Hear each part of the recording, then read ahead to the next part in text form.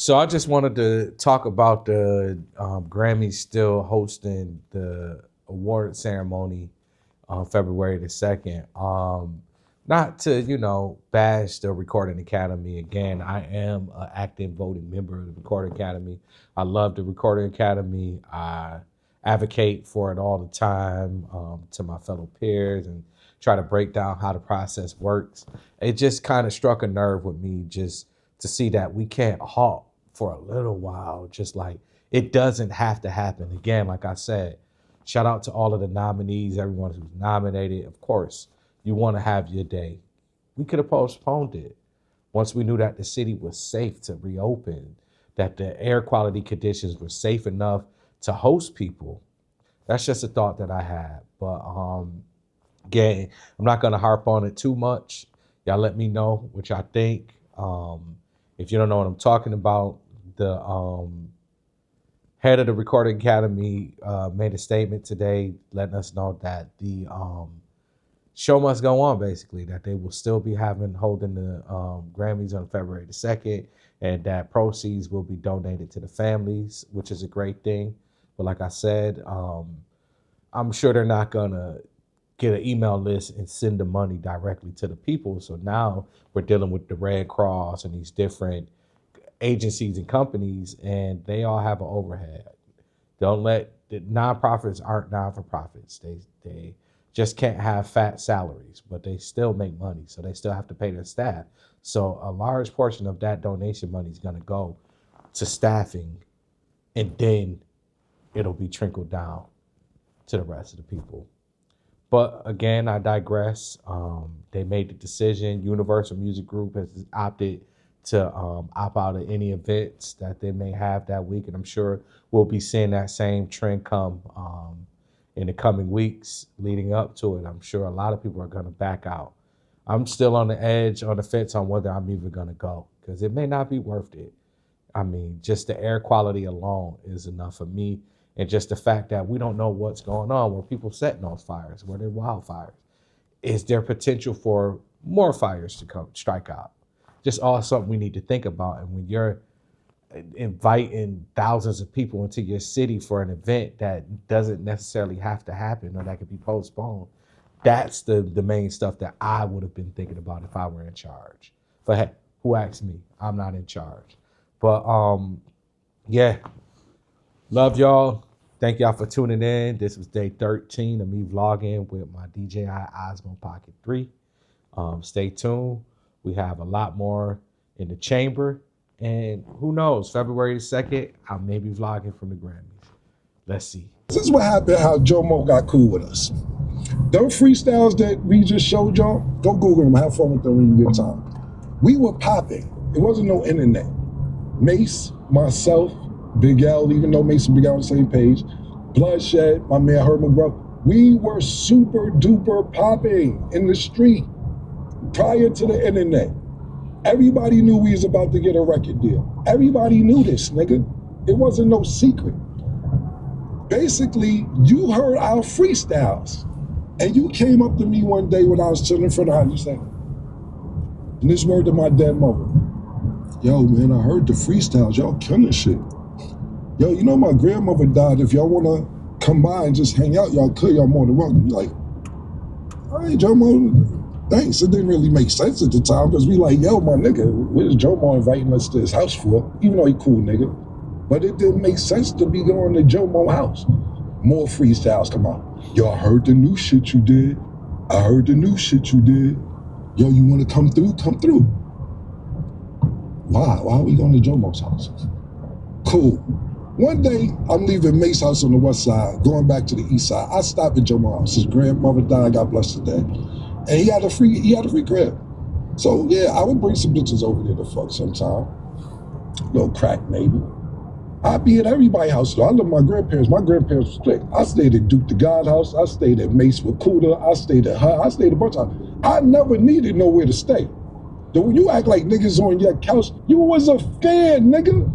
You begged us. You are a fan, nigga. A fan.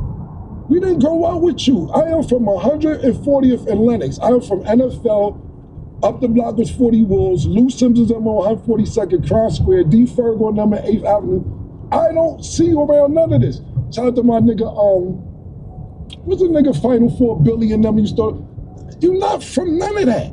So you gonna sit around and act like you've been around all this Harlem shit and everything. You ever see somebody from Harlem try to act like they from Harlem so bad that you gotta keep saying, I'm from Harlem? Niggas from Harlem know who's from Harlem. You don't have to keep saying you from Harlem. So that's first and foremost.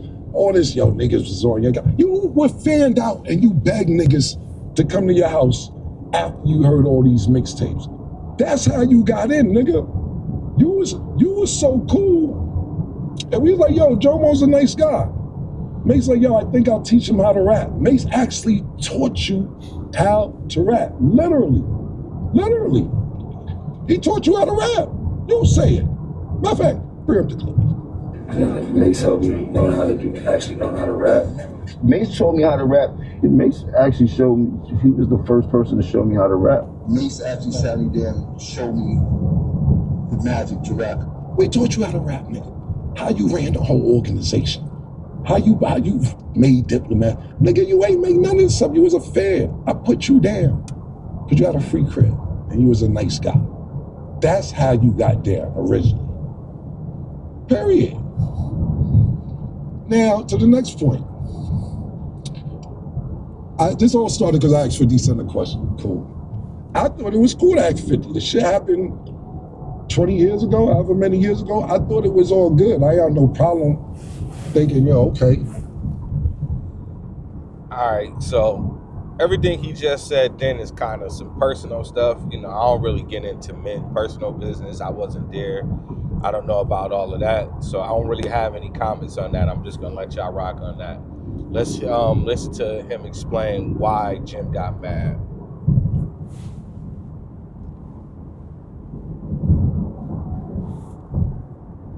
He said it, and they went on the, you know, he was funny. I thought it was funny when he said the shit. But I didn't think it'd be a big deal because you make up with every nigga that put hands on you. But I see the pattern now. If a nigga agree to disagree with you and don't want to take it that route because they got some genuine love for you, you keep going on and on and on. Every nigga that put hands on you and you get to altercation, you cool with him. I see you with C. Gunn. Junior Mafia, cool. I see you taking pictures with True Life. It's cool. Man, DC, y'all having sit-downs to work out. Gunshots was let off with that. Y'all having sit-downs to work it out. You tried to chase French Montana out the game. That ain't work out. Y'all got cool. So cool that you go to his video shoot. Pardon me, not his video shoot, his movie. You're sitting in the crowd watching the premiere, and they dissing you in the movie. You in the movie getting dissed, and you gotta eat it. You're just sitting in the crowd. Nah, nigga, they dissing you in the movie that you went to go see, bro. You ever wonder how you met Mano? Ask him how he met Mano. Mano gonna downplay because they cool now. He tried to press Mano one day because Mano first came out. He had a little record where he was saying, dissing the rappers. I don't know if he's dissing, he said nigga's name. So Jim plus see Mano one day and was like, yo, what's up with all that saying my name? Man said, who the fuck you talking to? Oh, you think I'm one of them niggas? You out your motherfucking mind? Now they the lobby boys.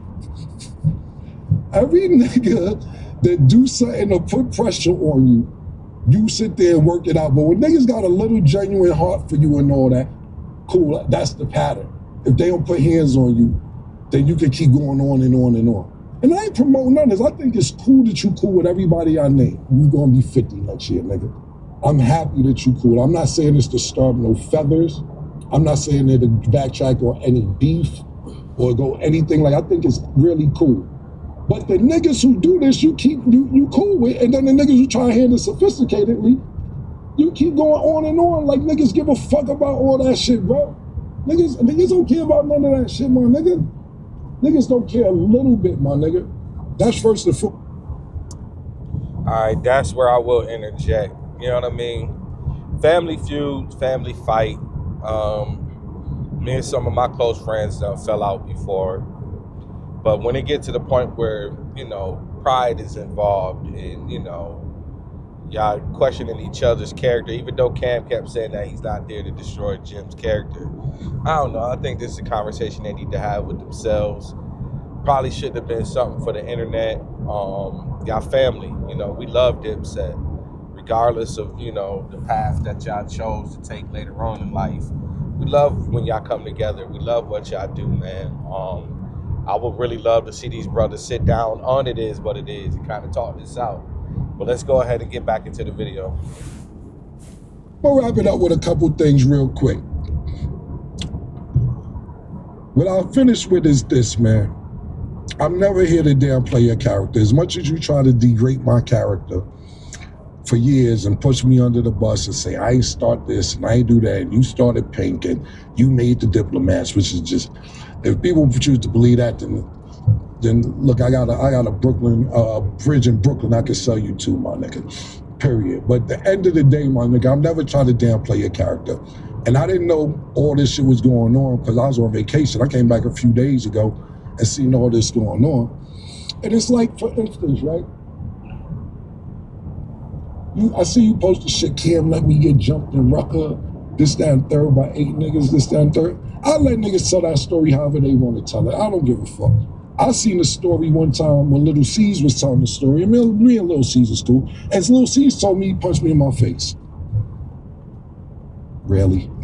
And me and C, I see C's, really? No, not dissing C's, but no. Little C's never punched me. But if you go to his internet story, that's what he said he did. And like I said, I got no problem. I seen C's, we good. But to keep running around with these 25-year-old stories, do you ever hear me talk about when you ran on me when BMF pulled up? When you ran in the hotel, they chased you to the beach. All them niggas, and lucky, I had my shit on me and my man Jojo, I ain't gonna say his name, Spanish nigga, you know him. The Spanish nigga who don't care about life, who was with me, is like, who are these niggas coming? I said, oh, they come this way. No, and this no disrespect, because Blue's my nigga, Meech my nigga, all that. And Blue Da Vinci just told this story on his platform or whatever platform recently. He got it 89% right. It's a little off, Blue. I'll tell it on Talk with Flea, my perspective of what happened. But at the end of the day, I don't be out there pumping. They chased you to the beach, nigga. You was in the sand. You was getting wet from the water, from the ocean. I don't pump that. All right, that's enough. Took your rags off. Me and Jojo. I ain't gonna do my boy like that. Like I said, I highly respect both Cam and Jim. They're my guys. I haven't met Cam yet, but I definitely met Jimmy through my boy, the late Chubby Baby. I don't know. I just pray that they're able to work this out, that it doesn't go another route. I'm gonna go ahead and play a little bit of the video that Jim did with Jesse LaBoy on Respectfully, which started all of this. Let's listen. I'm in Cam right now. He just did the interview with 50. For the younger audience, we had like a rap battle thing at one time. And 50, what you did, so we was having interior problems at Dipset. Nobody knew about this. Nobody knew that we was like not on the same page. Right. So when me and you were battling during our music thing, you got members of Dipset to come to your show. Them niggas be on my dick, right? Them niggas ain't got nothing else to think about but Capo. I did a lot for them niggas and they like, you heard? Both of them. Pause though, get off my dick. Yeah. There's only space on there for baby girl, man. Come on, man. Tugging on my shit like that. Pause. You never clear shit up. Even in Cam. In my memory, like, yo, that was the last show, but it was just the way, the sequence of the way things was going. And then it came to a point where I had to worry about who Jim Jones was moving forward. Then I was worried about anybody else because nobody else was worried about me. I got to a point where I became famous too. There was a point where all the famous people know me. Then after that, it was like, shit, I'm just as famous as all the famous people. I can't do what I used to do for you. You heard? Somebody got to do that for me right now. I'm super lit. You heard? But I put my life on the line for all of this shit, and you know, and everybody knew that. But niggas wasn't doing the same thing in return. What's something that stands out to you though, when you realize niggas really wasn't for you? I know you say you've been seen it, but there's a moment, bro. Like You know what When I'm you saying? Whatever start to that feel like concert is. somebody, when you start to feel like somebody want to see you do good, but not as good as them, you're like, oh yeah, I know what this move is about. You heard? Everybody don't got the mind of a real leader. Been in my memory, like, yo, that was the last trip. Who reached out to who when you went out to perform? Cause I would have Ballin'. I had the hottest record at the time. My record was hotter than 50's records at the time when Ballin' spanked out and shit like that. When Cam did this shit with calling the station up over the cop shit and all that shit, I felt that was childish. That wasn't, like, you don't press no real buttons and you're not about to come outside when it's time to really get active, nigga. So how dare you do some weak shit like that that really didn't hold no merit?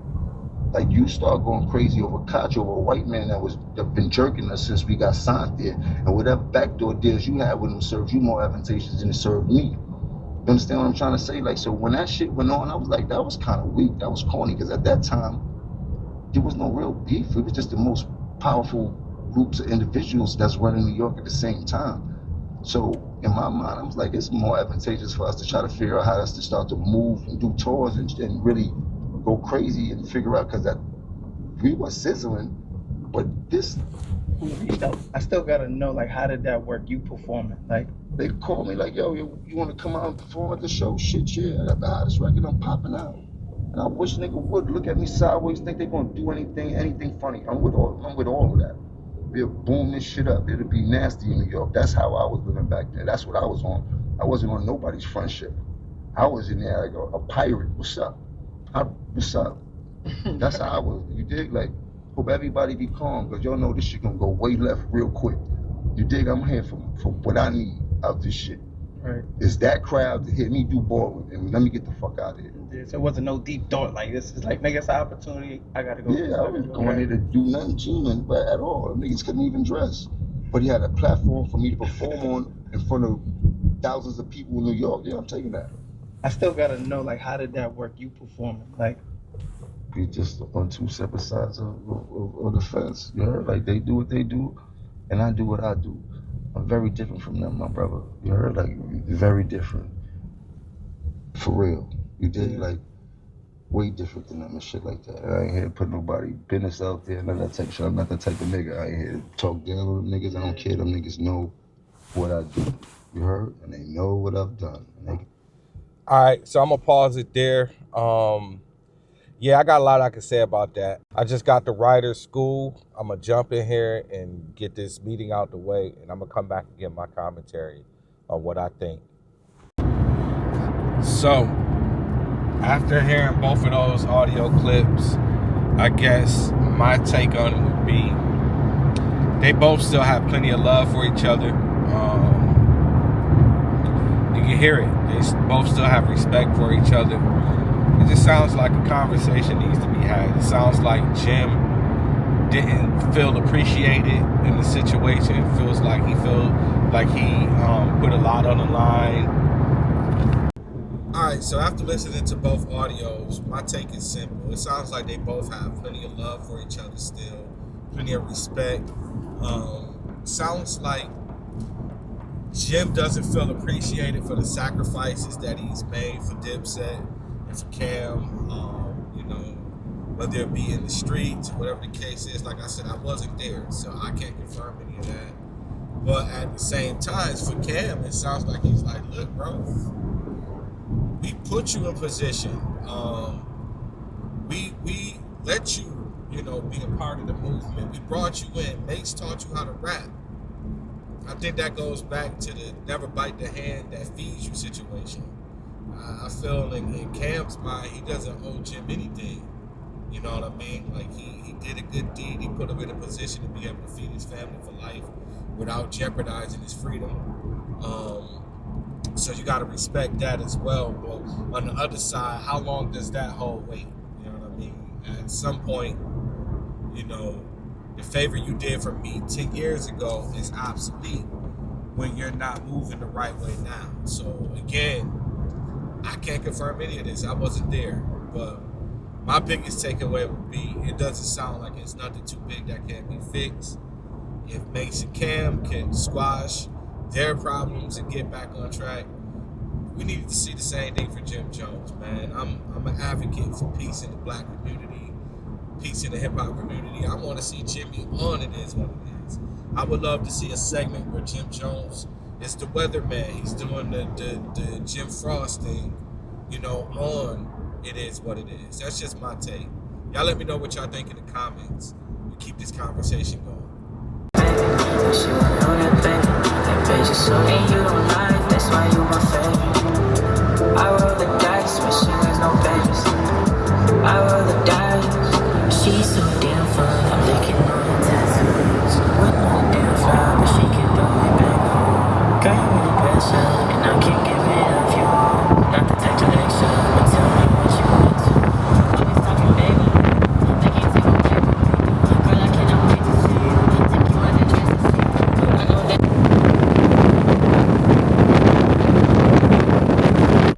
What up, family? I'm about to film a quick little talking head that, on a subject that was kind of bothering me a little bit. So I figured why not address it? It's a hard subject that probably most people wouldn't address in my position, but I'm gonna do it anyways. I'm gonna let y'all see the behind the scenes of me doing it. I'm actually filming it for my main YouTube page, and we're gonna let the vlog get in on it too.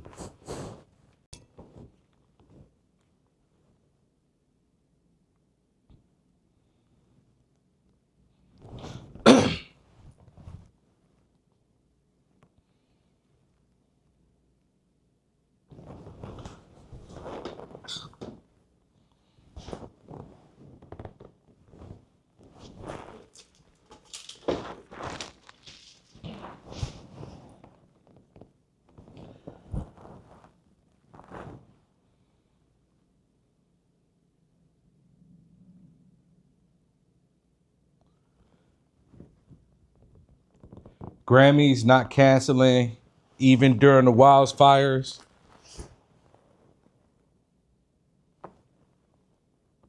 Take one and action.